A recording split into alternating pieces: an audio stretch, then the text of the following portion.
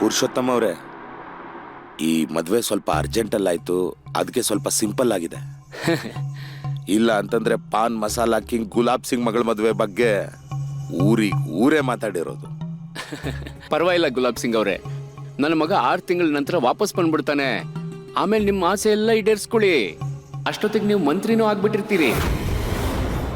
ಈಗ ನಾವು ಬರೀ ಮನೆ ಸಂಬಂಧಿಕರಲ್ಲ, ಪಾರ್ಟಿಗೂ ಸಂಬಂಧಿಕರು. ಈ ಟಿಕೆಟ್ ತಗೊಳ್ಳಿ.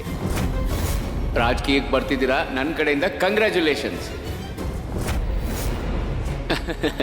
ತುಂಬಾ ತುಂಬಾ ಥ್ಯಾಂಕ್ಸ್, ತುಂಬಾ ಥ್ಯಾಂಕ್ಸ್ ಪುರುಷೋತ್ತಮ ಅವರೇ.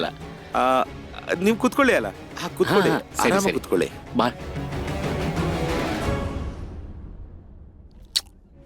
ರಾಮ್ ರಾಮ್ ರಾಮ್ ರಾಮ್ ರಾಮ್. ಯಾರ ದೃಷ್ಟಿನೂ ಬೀಳ್ಬಾರ್ದು ನನ್ ಮಗಂಗೆ. ಟಿಕೆಟ್ ಬಂತಮ್ಮ, ಟಿಕೆಟ್. ಹೀಗೆ ನೀನು ಬೆಳೀತಾ ಹೋಗು ಮಗ್ನೆ, ಖುಷಿಯಾಗಿರು ಮಗ್ನೆ.